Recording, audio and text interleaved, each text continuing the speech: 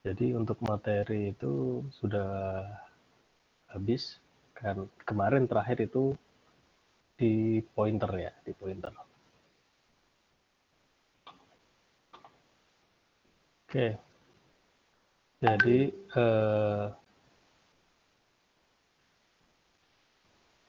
saya share screen dulu. Jadi untuk kali ini kita hanya akan membahas review materi ya.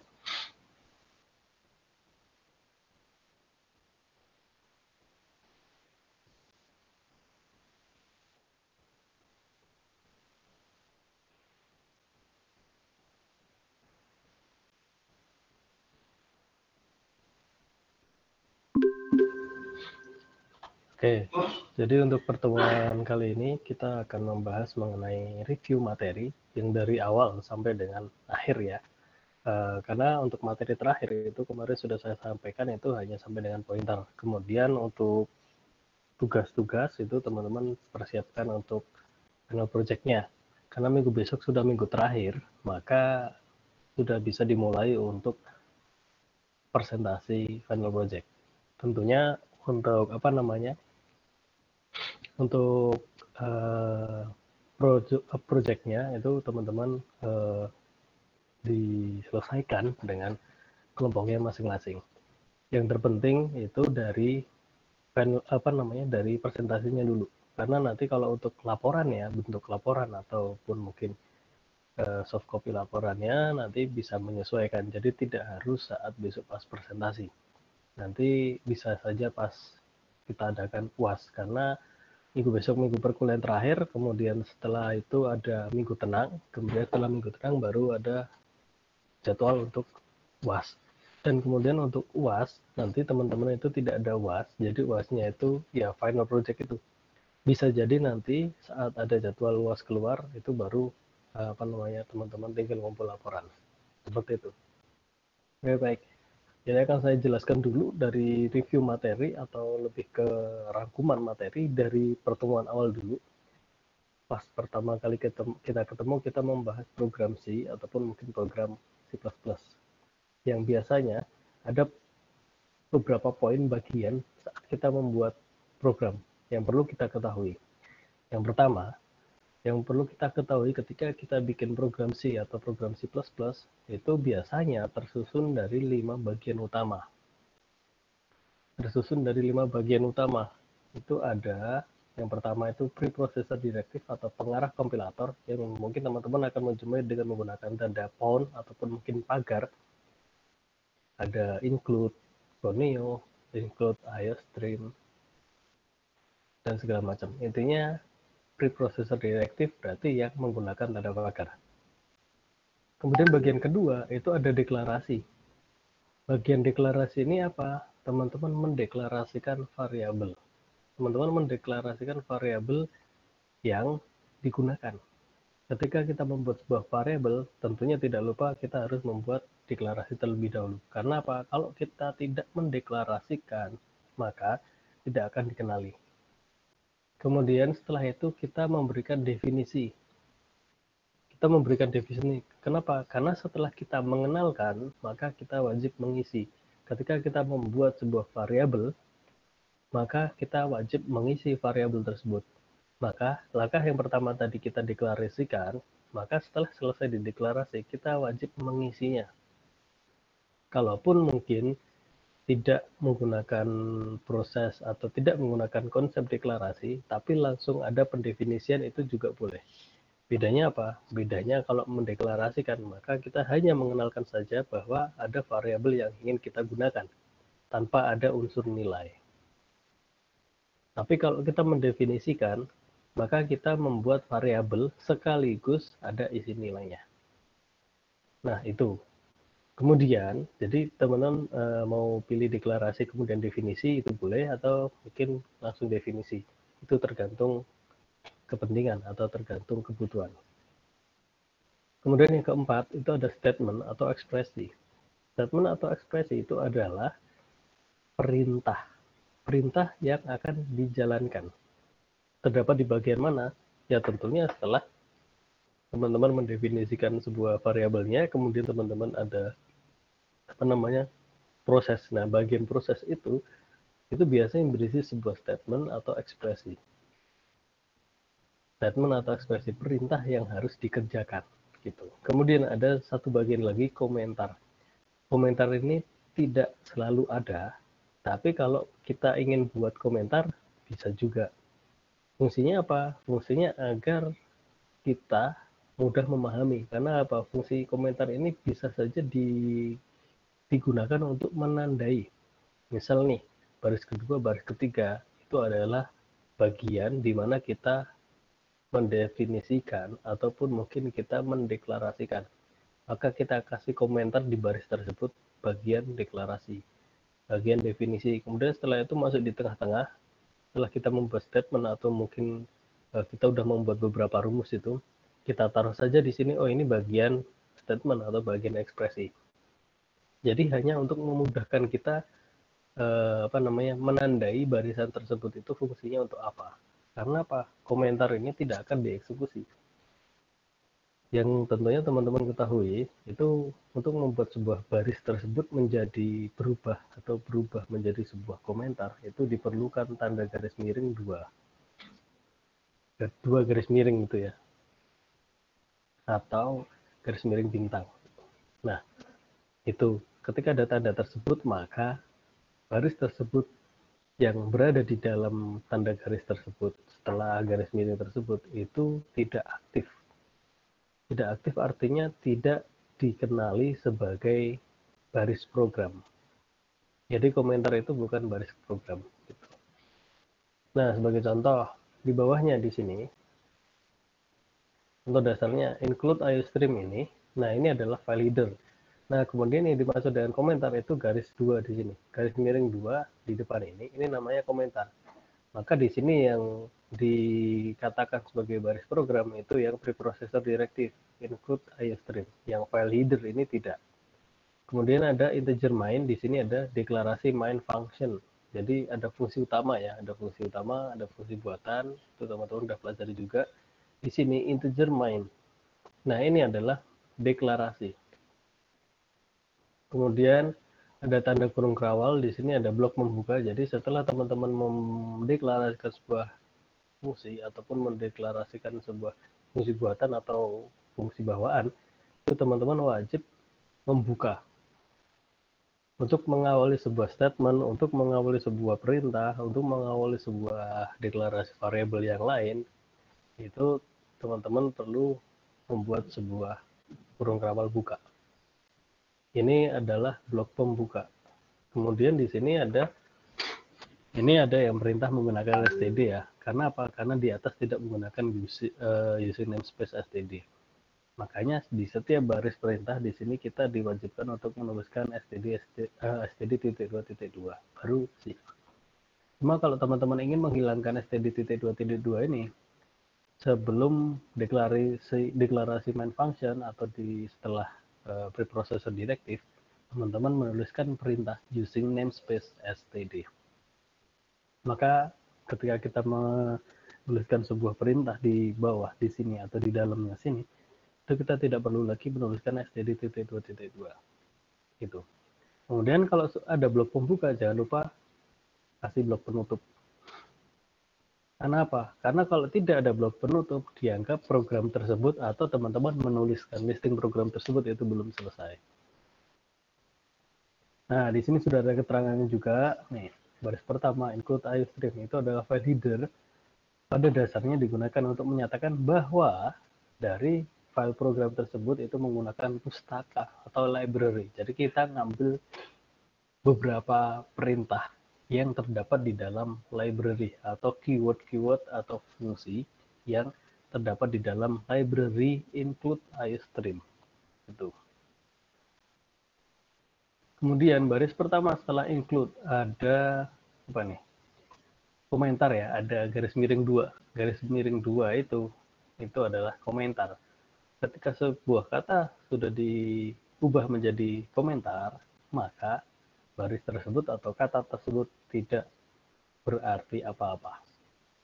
Kalau di ibarat game, kayak game permainan anak kecil gitu ya, ataupun mungkin di suatu kampung atau desa itu, biasanya ada anak kecil yang ingin ikut bermain terus dianggap berambang kosong. Itu kalau di Jawa ya, berambang kosong atau apa. Nah itu artinya tidak dianggap sebagai ikut permainan, tapi ada gitu ya. Nah di sini juga sama, komentar itu ada, tapi ini tidak dianggap sebagai baris program. Kemudian yang baris kedua di sini, yang di atas ini, kan baris pertama, kemudian ini kosong, kemudian baru ada integer main. Di baris kedua terdapat baris kosong, ini itu tidak berarti apa-apa. Tidak berarti apa-apa itu maksudnya ini tidak berpengaruh ke dalam bahasa pemrograman atau ke dalam perintahnya. Hanya untuk mengasih jarak. Fungsinya apa? Biar kita mudah memahami. Ketika kita melihat, oh bagian atas itu bagian satu blok file header, kemudian bawahnya lagi sudah masuk ke main function. Boleh nggak Pak kalau kita nggak menggunakan jarak spasi seperti itu? Boleh saja. Mau langsung digandeng gitu boleh saja. Cuma kita membacanya jadi agak effort ya. Maksudnya gimana? Kita agak mikir sedikit tuh. Kok ini barisannya nyambung-nyambung gitu kan. Nah, sama halnya dengan ini. Baris pertama, kemudian di sini ada kata baris pertama setelah include iostream. Kemudian di sini ada baris kedua. Teman-teman bayangkan kalau di sini nggak saya kasih space. Ini langsung masuk langsung ke atas gitu, nggak ada space-nya. Apa yang terjadi? Mungkin teman-teman agak agak butuh tenaga lebih untuk membacanya ya, karena ini terpisah atau jadi satu gitu kan. Tapi ketika ada space jarak seperti ini kayak paragraf ini akan lebih enak dilihatnya dan akan lebih mudah untuk memahaminya. Jadi fungsinya seperti itu. Kemudian di sini ada baris ketiga, ada integer main. Integer main berarti masuk ke fungsi utama. Fungsi utama, fungsi yang akan dibaca oleh kompilator pertama kali secara otomatis. Dan tidak akan ada function yang otomatis dibaca oleh kompilator kecuali fungsi utama atau integer main. Jadi, fungsi utama atau main function itu akan secara otomatis dibaca oleh kompilator. Kompilator siapa? Kompilator itu adalah compiler. Jadi fungsinya dia yang bertugas mengubah baris-baris program tersebut menjadi sebuah kode yang bisa diterima oleh komputer. Nah, main function itu secara otomatis akan dieksekusi gitu. Jadi fungsi utama itu bagaikan sebuah kepala atau dari sebuah program yang mengatur arah kompilator. Nah, di sini integer, karena ada integer main ya. Integer itu adalah fungsi integer dalam fungsi utama. Itu adalah sebuah return tipe integer. Jadi fungsi yang mempunyai kembalian atau balikan. Jadi dalam peraturan C++ itu fungsi utama memang menggunakan return tipe integer. Dan tepat setelah identifier nama, identifier itu berarti bisa apa namanya pengenal gitu ya. Di sini ada identifier main, terdapat sepasang tanda kurung. Itu merupakan tempat di mana kita dapat mengisi parameter untuk function. Tetapi di dalam fungsi utama, hal itu tidak dibutuhkan dan dibiarkan dalam keadaan kosong. Itu kalau kita di dalam fungsi main atau main function. Tapi kalau ke dalam fungsi utama, tanda kurung tersebut itu bisa kita berikan sebuah parameter ataupun tidak juga bisa. Tapi kalau di dalam fungsi utama, itu pada umumnya kita tidak perlu memberikan sebuah parameter. Kemudian yang baris keempat, ada tanda kurung gerawal. Ini adalah blok pembuka. Jangan lupa kalau sudah dibuka, jangan lupa ditutup. Gitu. Kemudian baris kelima ada std.2.2 cout. Ini adalah sebuah baris pernyataan atau statement dan merupakan definisi dari fungsi utama. std.cout ini merupakan bagian dari library iostream.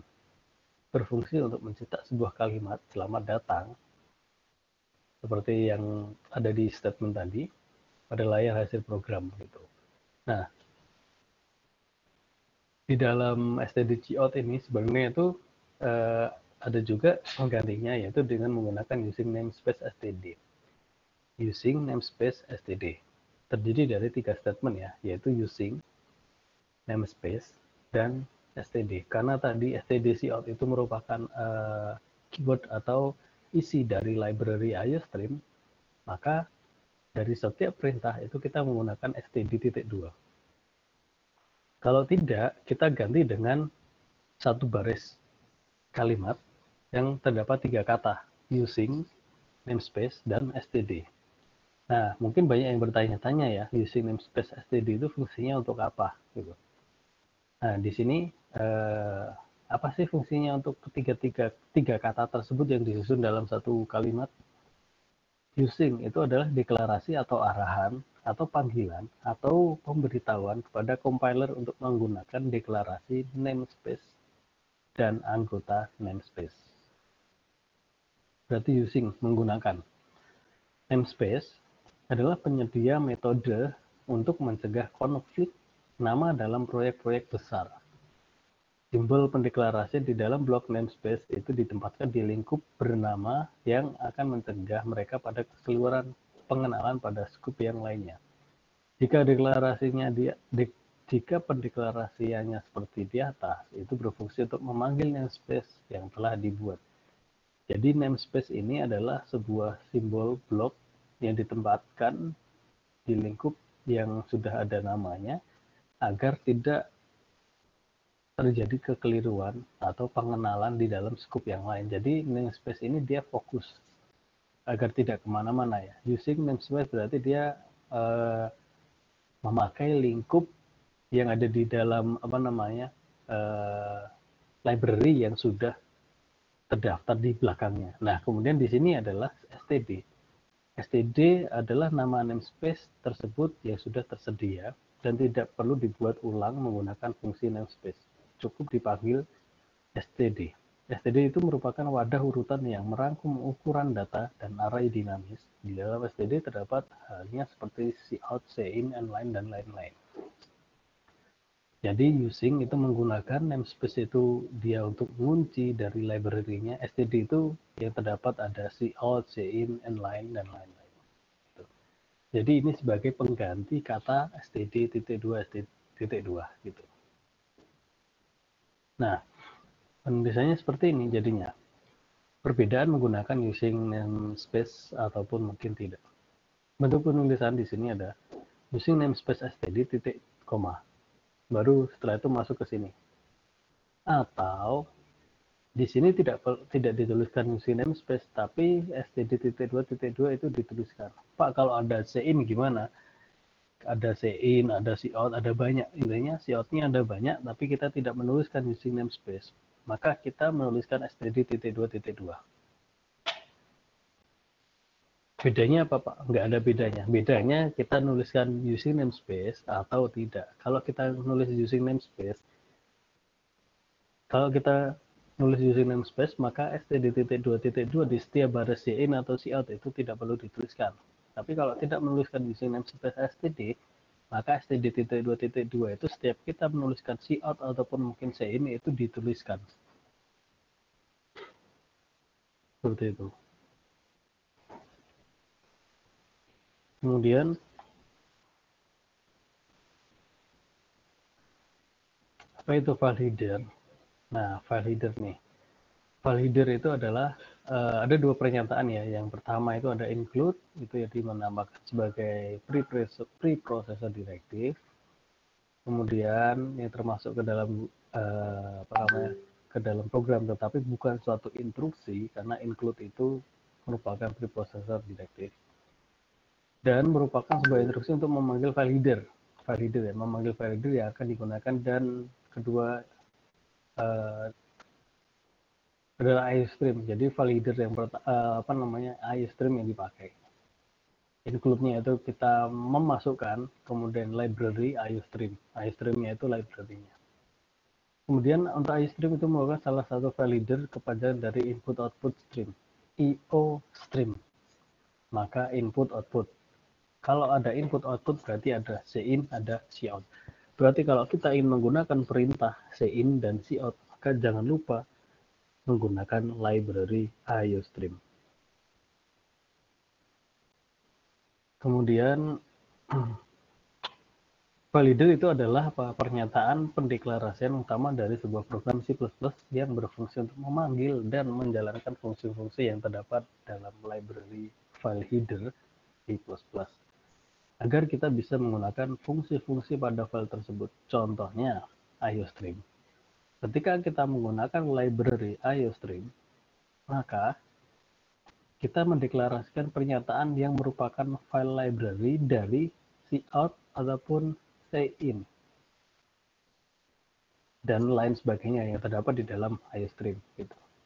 Untuk penulisannya gini, include file header, preprocessor directive, kemudian ada file header. IOStream itu untuk input output seperti cout, cin, nline itu pakainya IOStream. stdio itu untuk printf, scanf. Terkadang teman-teman ada sebuah perintah printf itu ya, ataupun mungkin scanf itu. Nah, itu teman-teman membutuhkan library stdio. Kalau teman-teman ada perintah get, maka di sini ada conio. Kita membutuhkan library conio. Nah, kemudian di sini integer main, integer angka, ini deklarasi fungsi utama. Kemudian integer angka itu deklarasi variabel, karena angka ya. Kemudian nih, ada perintah printf. Printf itu terdapat di mana? Di dalam stdio.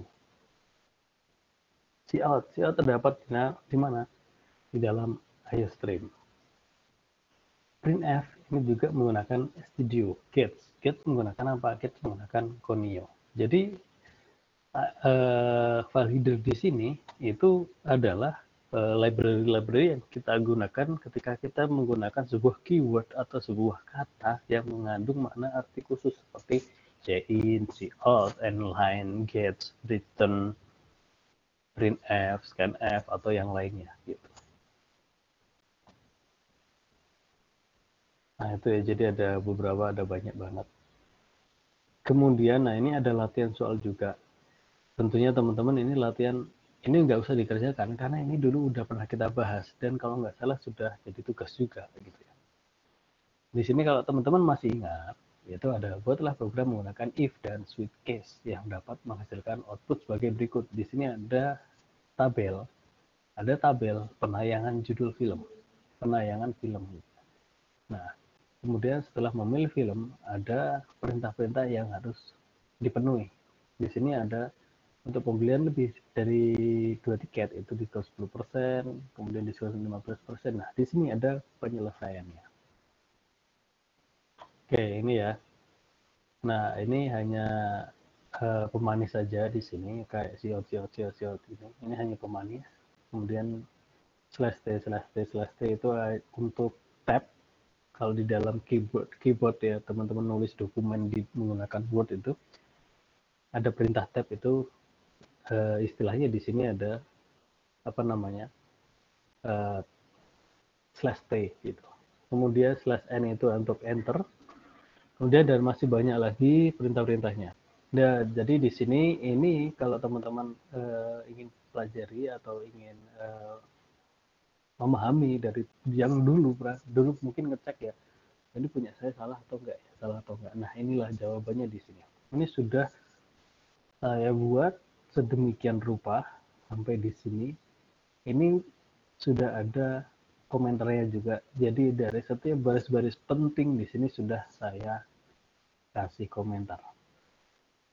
Kayak in jumlah, ini ada masukan input, kemudian out, ini ada tampilan beli berapa tiket, kemudian ada percabangan, kemudian ada perhitungan dan segala macam. Di sini sudah saya kasih komentar semua gitu. Dan hasil outputnya itu seperti ini. Ini pemanis ya, tapi pemanis buatan. Maksudnya ini adalah pemanis buatan untuk program gitu ya. Kemudian keterangannya juga sudah ada di sini, dan ada juga perintah yang sama atau untuk membuat program seperti ini sama seperti ini juga, cuma perintahnya menggunakan perintah switch case dan if else, jadi gabungan. Jadi ada dua macam penyelesaian. Saya buat dua macam penyelesaian di sini menggunakan switch case ataupun mungkin if else. Kalau yang pertama, yang awal, yang di sini saya hanya menggunakan if else. Jadi segini, jadi barisan programnya jadi segini. Kemudian kalau yang kedua, yang di sini saya menggunakan kombinasi antara switch case dan if else. Nah ini cukup segini. Programnya sama, outputnya juga sama. Oh, hasil output seperti ini. Cuma ini nggak saya bikin apa namanya pemanis buatan tadi, nggak. Hanya tampilan, Pak bisa nggak dibikin pemanis buatan? Bisa aja, tinggal kasih aja ini garis-garis, kemudian garis-garis ini agak digeser ke tengah menggunakan tab dan segala macam, sama aja. Keterangannya masih sama juga. Jadi seperti itu.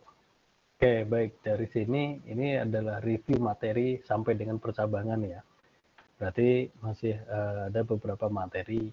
Mungkin kalau kita pelajari itu sampai pointer. Cuma di sini saya sampaikan di percabangannya. Dari materi yang sampai dengan percabangan di sini, review materi atau terkait dengan rangkuman, adakah teman-teman yang ingin ditanyakan?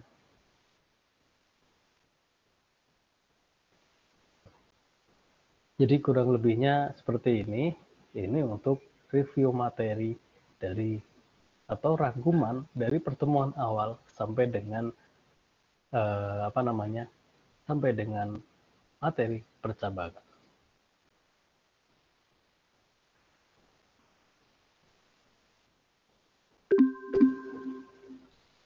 Ada yang ditanyakan?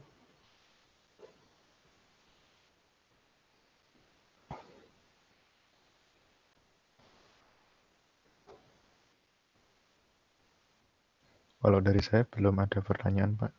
Oke, belum. Jadi ini rangkuman, nanti coba saya upload juga ya di sini untuk rangkumannya.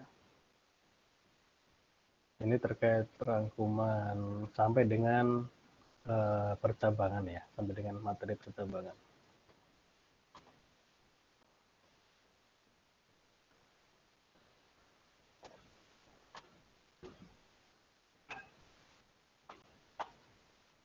Kemudian kalau nggak ada pertanyaan, saya lanjut lagi nih. Ini rangkuman yang mulai dari perulangan ya.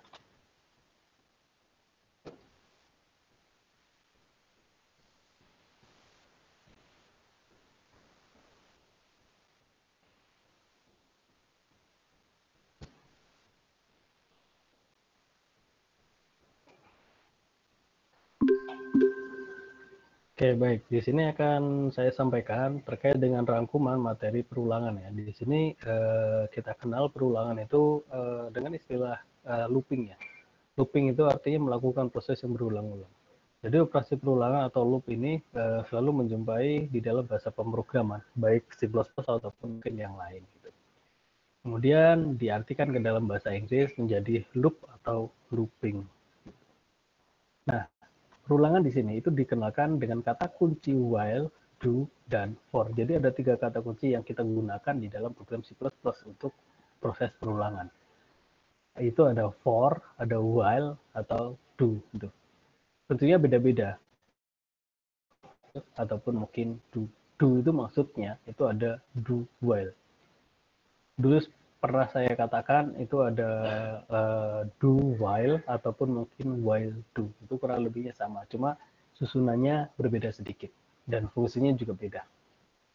Kita pelajari dari yang for. Nah, yang for ini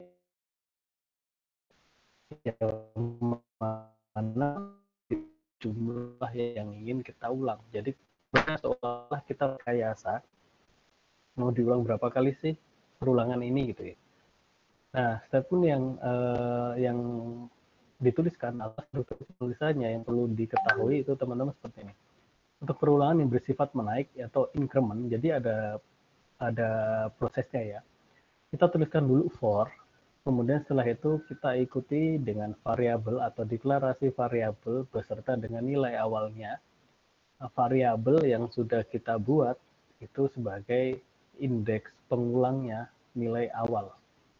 Kemudian di tengah ditutup dengan titik koma, kemudian disambung lagi dengan kondisi. Kondisi di sini adalah yang menyatakan syarat untuk kita bisa mengulang. Kemudian setelah itu di sini ada variabel plus plus, ini adalah indeks menaik atau increment. Indeks menaik itu artinya apa? Artinya dari variabel indeks yang ada nilai awalnya di sini, berarti dia akan mengulang prosesnya menaik gitu. Misal di sini nilai awalnya itu diawali dari 1, maka ketika di sini ada indeks menaik atau increment, maka setelah proses 1 itu dia akan mengulang ke proses 2, kemudian akan mengulang ke 3. Gitu. Jadi semakin banyak gitu ya. Kemudian yang decrement, maaf, ini bukan increment, ini D. Increment sama D, ini saya kurang nulisnya ya, kurang D, huruf D, dadu gitu.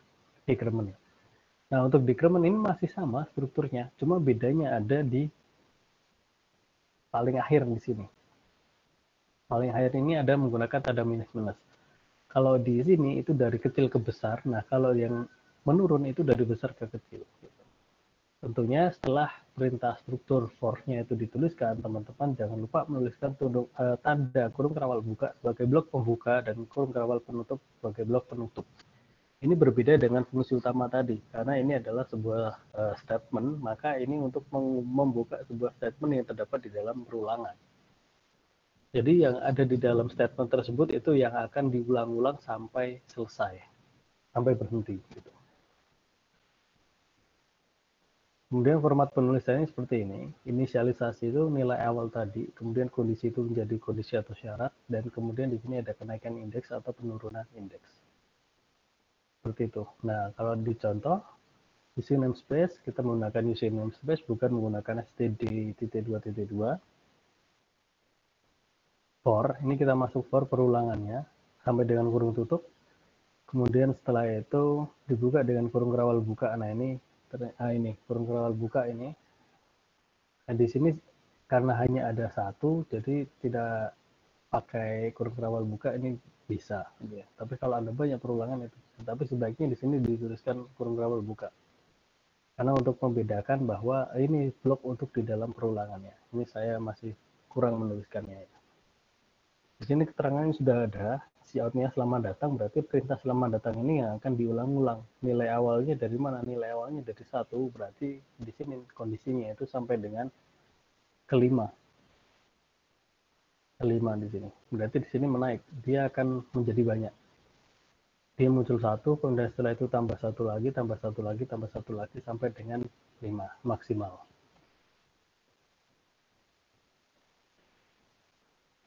Kemudian setelah itu, struktur for dengan banyak variabel. Kalau tadi kan hanya satu variabel, nah di sini ada banyak variabel. Char A, integer B, integer C. Nah, di sini kita bisa juga menggunakan semuanya. Tentunya ketika ada banyak variabel ini kita tentukan mau apa kita tentukan satu variabel yang kita gunakan untuk indeks pengulang. Sudah sering saya bilang, kalau kita menggunakan banyak variabel, kita gunakan salah satunya itu sebagai indeks pengulang. Artinya indeks pengulang tersebut dia yang akan melakukan proses perulangan. Nah, kemudian variabel yang lain itu mengisi isinya, dia ikut di variabel atau indeks pengulangnya tadi. Artinya seperti halnya numpang gitu ya. Jadi ada satu alat atau ada satu tempat yang dia akan melakukan proses perulangan, kemudian kita numpang gitu. Ibaratnya seperti itu. Kemudian kalau for bersarang gimana? Ini seperti pada umumnya kayak percabangan itu ada juga apa namanya, nested if atau if bersarang. Nah, di dalam for itu juga ada for bersarang, di mana terdapat for di dalam for. Seperti perintah ini, for integer C ini untuk pengurangan indeks C, K ini untuk pengulangan indeks K. Di sini ada cout. Nah, kemudian for-nya ada dua, for ada di dalam for. Maka ketika ini dieksekusi, dia akan berbentuk seperti ini. Yang J itu dia akan mungkin turun ya, ini karena 10 ya. Kemudian yang K itu kayaknya dia akan yang mendatar gitu. Sama-sama 10, dia menghitung dari satu ke banyak, dari kecil ke banyak. 4, 2, 4. 3, 6, 4, 8, 12, dan seterusnya. Kemudian ada struktur while. Nah, while itu dia diciptakan kondisinya. Kita nggak harus tahu berapa kondisi. Kalau logikanya kita menggunakan for, kita sudah merekayasa mau diulang berapa kali. Tapi kalau yang while itu tidak. Tapi kita tetap harus menuliskan kondisinya. Bedanya mana? Bedanya kalau yang for tadi, kondisi nilai awal sama kenaikan indeks itu dituliskan di dalam. Tapi kalau yang menggunakan while itu tidak. Kondisi dituliskan setelah perintah while. Setelah itu masuk ke statement. Itu. Nah, seperti ini contohnya. While ini kondisi kan, kemudian tetap kita menuliskan nilai awalnya juga. Nah, setelah ini dituliskan kondisinya, kita menuliskan nilai awal K sama dengan 1. While, kemudian di sini kita ada perintahnya juga, kenaikan indeks atau penurunan indeks itu ada juga. Cuma biasanya dituliskan di setelah statement. Jadi kalau for itu dia logikanya kita tahu, kita merekayasa mau diulang berapa kali, tapi kalau while itu kita tidak, lelah kita nggak tahu mau diulang berapa kali. Tapi tetap kita harus menyertakan nilai awal juga dan menyertakan kenaikan indeks juga. Itu kondisinya gimana? Kondisinya langsung dituliskan bersamaan dengan perintah while. Itu. Jadi ini kita nggak tahu, kita logikanya di sini kita nggak tahu mau diulang berapa kali. Kalau yang for, kita tahu, yang ini for ya, kita tahu, baik yang bersarang juga sama. Kita tahu mau diulang berapa kali, yang while kita nggak tahu mau diulang berapa kali. Kemudian ada satu lagi do while. Do itu kita nggak tahu juga mau diulang berapa kali, cuma kondisinya dia akan menjalankan perulangan atau dia akan menjalankan statement terlebih dahulu. Do, makanya di sini perintahnya apa? Do statement, setelah statement baru kita while, kita ngecek sesuai dengan kondisi enggak gitu. Nah, perintahnya sini, do dia akan muncul. Jadi perbedaannya while dengan do while. Kalau while do itu kalau tidak sesuai dengan kondisi, maka perintah tersebut tidak akan diulang. Perintah tersebut tidak akan diulang kalau kondisinya tidak sama atau kondisinya tidak sesuai gitu. Tapi kalau do while itu setidaknya dia akan jalan satu kali. Setidaknya dia akan jalan satu kali. Walau nanti kondisinya tidak sesuai. Walau kondisinya tidak sesuai, tapi setidaknya dia akan jalan satu kali. Karena apa? Karena do dulu. Do itu dia melakukan perulangan dulu.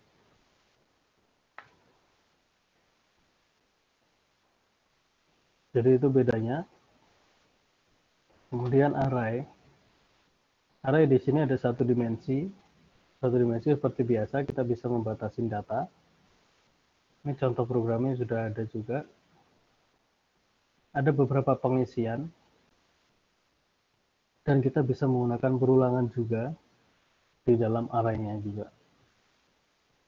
Nah, kemudian di sini sudah terdapat penjelasan juga, ada contohnya ini. IA, kemudian array-nya itu masuk ke variabel A, kemudian menggunakan perintah perulangan. I-nya itu untuk variabel indeks pengulang, kemudian H-nya itu adalah isi dari variabelnya. Sesuai dengan urutan atau pengulang dari I. Jadi ini yang menggunakan perulangan.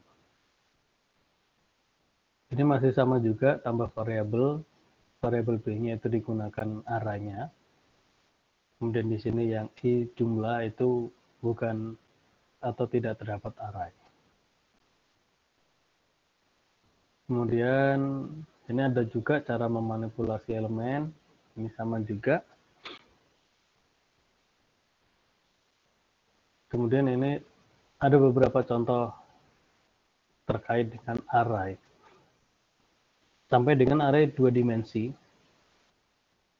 Ada baris dan kolom, row dan kolom, baris dan kolom. Dan penggunaannya di array dua dimensi itu juga ada di sini. Ini ada yang dua dimensi, kemudian ada juga yang satu dimensi yang berbeda di sini. Baik penjumlahan metrik juga ada. Kemarin teman-teman sudah mengerjakan penjumlahan metrik juga ya. Dan di sini ada beberapa latihan juga, di sini ada penyelesaian juga, dan sudah ada contoh skripnya juga.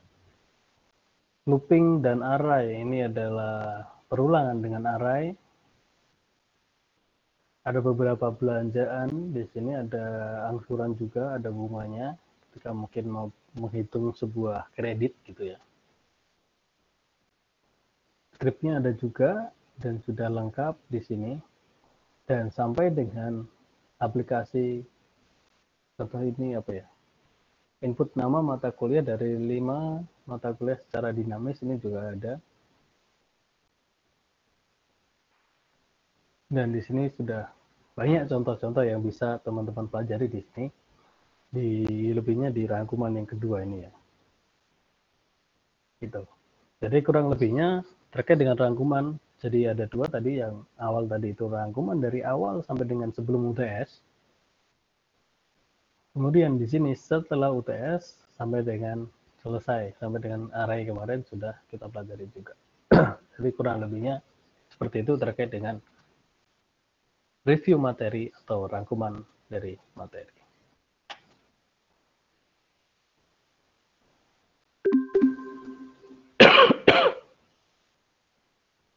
Nah, untuk final project teman-teman jangan lupa, berarti minggu depan kita sudah bisa presentasi.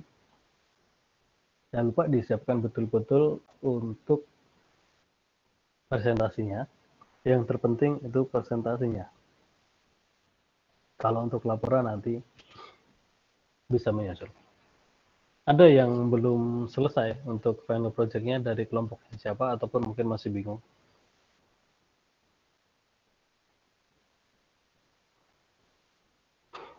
Oh iya, dan jangan lupa gini, kalau di pertemuan terakhir di praktikum itu nanti akan ada responsi juga.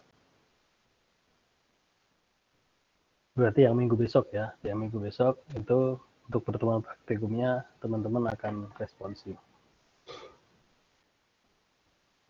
Ada yang ditanyakan?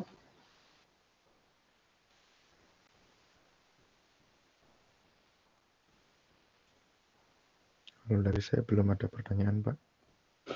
Oke, baik. Jadi kalau nggak ada pertanyaan, mungkin teman-teman bisa fokus ke final project-nya di setiap kelompoknya ya, terkait dengan buat sebuah project yang di dalamnya itu terdapat beberapa perintah yang telah kita pelajari dari awal sampai dengan array. Saya khususkan sampai dengan array, mau di satu dimensi atau mau dua juga terserah. Yang penting dari poin pokok dari awal, pembahasan di awal itu ada di dalam satu program yang teman-teman buat.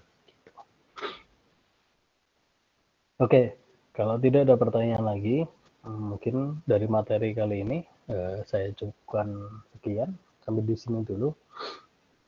Jangan lupa teman-teman untuk final project-nya, karena final project itu nanti sebagai pengganti UAS.